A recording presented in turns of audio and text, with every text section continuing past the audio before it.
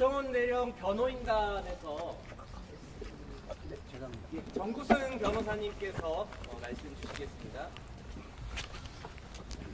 네, 지난 1월 9일 중앙지역군사법원은 박정훈 대령에게 걸려있는 혐의 전부에 대해서 무죄를 선고하였습니다. 군 검찰은 재판부의 결정을 존중한다면서도 항소를 진행하였고, 오늘은 그로 인하여 열리는 항소심 재판의 공판 준비 기일입니다.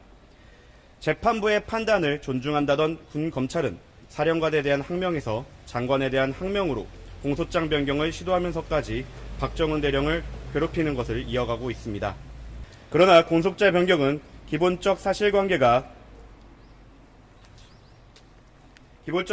동일성이 인정되는 범위까지만 인정되는 것이 형사재판의 기본 법리입니다.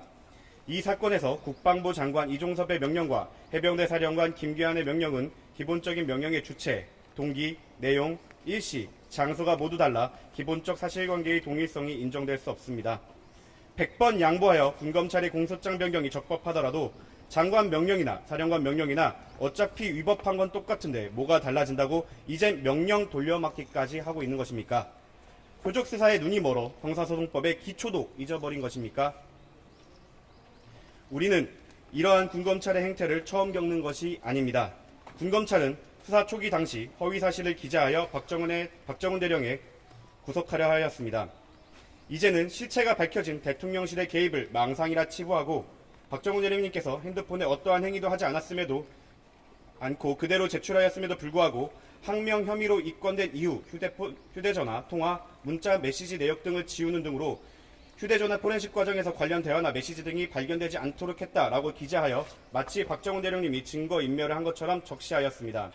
또한 박정훈 대령님의 부하가 진실한 진술을 한 것을 두고 박정훈 대령이 거짓말을 시켰다라고 거짓으로 기재하고 김규환 해병대 사령관 비화폰을 포렌식한 적도 없으면서 이미 제출받은 사진 캡처를 포렌식 자료로 둔갑시키기도 하였습니다.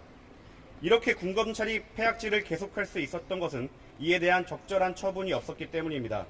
박정훈 대령의 변호인단은 군검찰을 허위 공문서 작성 등으로 고소했지만 국방부 조사본부는 김규환 사령관 비화폰 포렌식 문제는 포렌식을 한 적은 없지만 포렌식에 준하는 수사 절차를 거쳤으므로 허위가 아님이라 정리했고, 박 대령님이 부하들에게 거짓말을 시켰다는 것에 대해서는 거짓말을 시킨 적은 없지만 거짓말을 하게끔 상황을 조성한 것이라는 말도 안 되는 결론을 내리며 불기소 의견으로 그 허위 공문서를 작성한 국방부 검찰단으로 불기소 의견으로 송치하였습니다. 이렇게 군검사의 조작, 날조가 단죄가 이루어지지 않았기 때문인지 군검사는 자신들이 허위로 작성한 구속영장 청구서를 당당하게 재판부에 제출하고는 해당 구속영장 청구서가 증거가 아니라서 재판부가 보아서는 안 된다는 해괴한 주장을 하더니 이제는 학부생들조차 암기하고 있는 형사소송법상 기본 법리인 공소장 변경의 원칙마저 무시한 채 절차를 이어나가고 있습니다.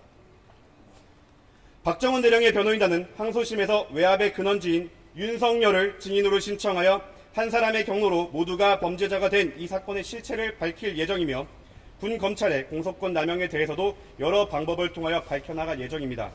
특히 1심 재판 동안 법원의 요구를 무시하며 자료 제공을 거부했던 공수처에 대해 항소심을 통해 자료를 확보하여 이 사건의 진실을 밝혀낼 계획입니다. 부디 박정훈 대령의 명예회복과 최수근 상병의 죽음에 억울함이 없도록 끝까지 많은 관심 부탁드립니다. 감사합니다.